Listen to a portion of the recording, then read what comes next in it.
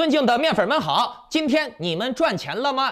有看我上期节目或者是加了我会员的啊，你们只要跟了我的操作思路，你肯定是赚到钱了。为啥呢？来，各位，前天看我节目的观众朋友们可以给我做个证啊。我当时分析的 CPI 公布的话，对盘面的影响的正向概率是2/3或者是3/4。有这几种情况，要么呢就是直接砸下去，或者先砸后拉，或者直接拉上去，或者是先拉后砸，就这么几种可能性，咱们就把它说全了。那么在这几种可能性当中，牵扯到拉盘的拉字儿的这种可能性有一大半，2/3或者是3/4。所以说，从概率学上来讲，涨是大概率的事件。抄底儿赚钱的可能性会更大，你在那个时机你去抄底儿，亏的概率小，赚钱的概率大。我们来看一下行情啊，其实昨天在 CPI 公布的前1-2个小时，盘面就开始有反应了，跌到了 CPI 公布后的接近半个小时还是在跌，以太坊跌到了最低$1190，比特币跌到了最低都1700多了。ATOM 也跌到了10块多，那这种砸盘的阵势把很多人都给吓坏了呀！这种程度的下跌肯定是爆掉了很多多单，昨天那几个小时就爆掉了$2亿多的多单，而且呢，很多现货的用户也都被吓得割肉了。但是呢，我在会员群里面判断的是，你们看图嘛，这是我当时的会员公告，我原话说的是 ATOM 跌破了11你就买。现在涨到了12多了啊，快13了，接近15%的收益呀。比特币在1800加，或者是1700多，你都可以买。比特币目前马上就要涨破2万了。以太坊呢，我当时判断的是1260加、1270加都可以买，这个我判断的是有点高的。不过呢，加息消息公布出来了以后，以太坊跌到了1100多，深跌呀。跌到了1190多，我当时还发公告，我就说我仍然认为持有或者加仓没毛病，大家可以继续买。所以呢，在昨天的这场前跌后涨的这种抄底战役面具人我和会员都是大获全胜一夜之间我投的这3个币都各自收获了10%几的利润你提前如果看到我节目的话，我这个思路你也是能跟上的。我先给大家提个醒我每次讲行情分析的时候，一般都是在节目的中后半部分，所以呢，你们想要掌握财富密码的话，一定要把节目听完。那今天我们继续来聊一聊 CPI 既然公布了，那到下一个大关键节点，也就是下个月的加息日之前的这段时间，会出现什么样的行情？然后呢，我还想说一说中国出了一名勇士，以及这个数字人民币的事儿之后呢，就是咱们节目后半段的行情预判环节。好，节目开始之前呢，请把你那个屏幕下方的点赞、订阅、小铃铛打开，你看一下你打开了没？否则呢，你错过了我的消息，很可惜，是吧？我每期的财富密码的活动仍在继续，发财数字会随机出现在节目中，也有可能是我忘了没有说那就是没有数字。你答对了就有可能中奖，我直接给你转钱的奖金那别忘了把节目转发分享到3个平台以上，截图发送到我的邮箱，也可以参与抽奖。先来说一下昨天出现了一个比较震撼的事件那就是一个叫彭立发的人伪装成修桥工作人员，在北京4通桥上拉了个横幅，还点火放狼烟了他这个举动吸引了不少注意力，因为中国人喜欢围观嘛，一看哪儿着火了就赶紧围观，是吧？一围观呢，就能看到他的这个横幅。这个策略确实好，很聪明。这个横幅上面写着：不要核酸要吃饭，不要风控要自由，不要谎言要尊严，不要文革要改革，不要领袖要选票，不做奴才做公民，打倒独裁国贼习近平。要我说，这个人的胆子真的大面具人我是佩服的五体投地这人真的是真勇士。在座的各位包括我自己估计没几个人敢像他这么做的。这个人当时有拉了20多分钟的横幅吧，然后就被抓了。我估计他以后会很麻烦，因为忤逆圣上，当诛九族的。他全家以后的孩子亲戚们可能也都上不了好的学校，找不到好的工作了。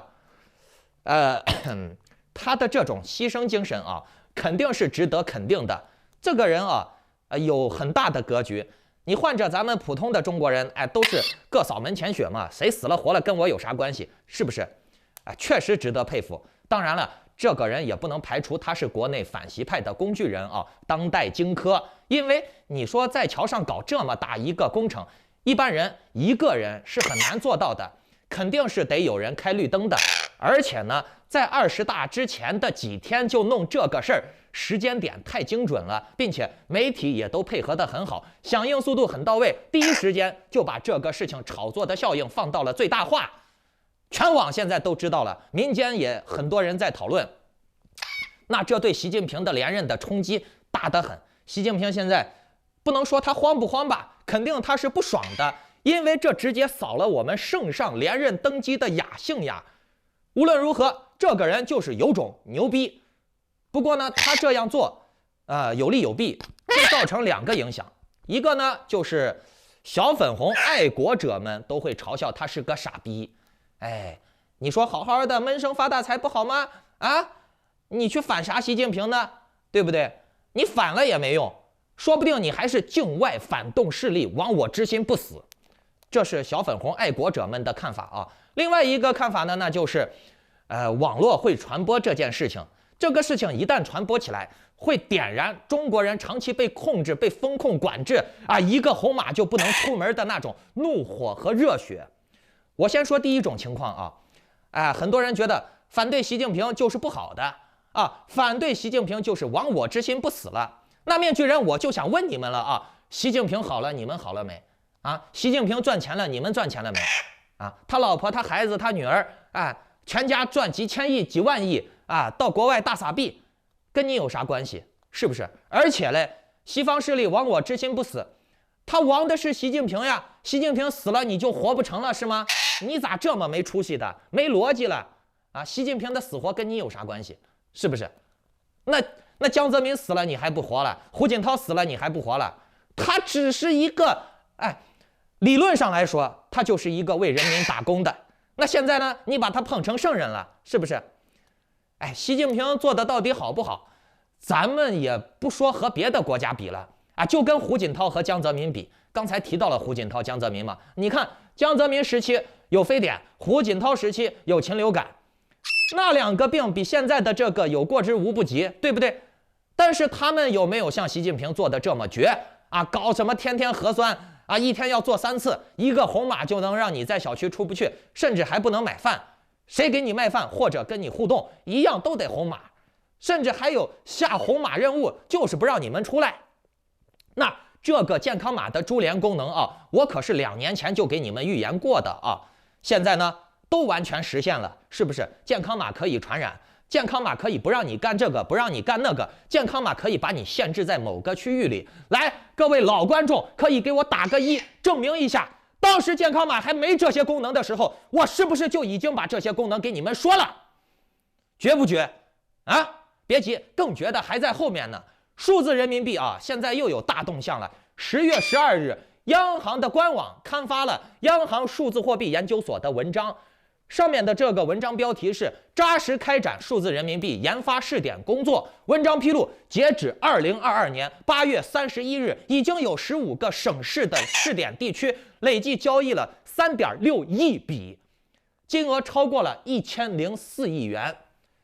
支持数字人民币的商户门店也超过了560万个。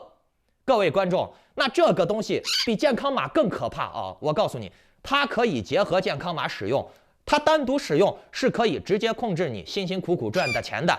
那如果结合健康码使用的话，什么有疫情呀，你的钱不能在这儿用呀，不能在那儿用呀，或者说你违反了党的某项规章制度，要罚钱，直接就把你的钱从你的这个数字钱包给扣掉了。你赚的钱也只是数字怎么扣，交什么费，怎么用，党说的算，明白了没？所以呢，各位，你们如果有脑子的话，还是把钱换成 USDT 或者换成美金吧。毕竟美金的升值空间、稳定性和流动性，哪个不是完爆你的数字人民币的？好，那既然说到了这个加密货币这一块啊，我想来再说一说我对行情的判断啊。这是咱们今天的重点内容，仔细听好了。今天是14号，那么距离下一次加息还有差不多20天的时间。面具人，我觉得在这期间啊，已经没有什么明面上能撼动行情的消息了啊，除了什么战争激化呀、俄乌战争要搞事情呀，或者是有大的项目跑路了的这种黑天鹅低概率事件啊，这是意外。否则的话，目前来看呢，已经没有啥空的行情了。各位观众昨天公布了 CPI 吧？我告诉你们，这一次 CPI 公布的数据是8.2%。仅仅比上一次公布的8.3%低了一点点。这个数据呢，它还是经历了75个基点加息之后的 CPI， 居然还是如此的差劲。那各位观众，这种表现则意味着下一次加息至少75个基点你们看嘛，加75个基点，这个 CPI 才跌了0.1，不行，我现在最少加75个基点，可能还要加100个基点，明白了没？不过呢，在下一次加息日之前呢，也没啥事儿了。你现在不用太过担心，毕竟还有将近1个月的时间留给咱们和庄家去操作，尤其是给庄家的时间很充裕，他们可以在这段时间炒作一把拉个盘吸引点资金，然后再砸下去，割人割韭菜，对不对？其实这个月已经没有什么利空可出了，而且各位观众，你们看这张图。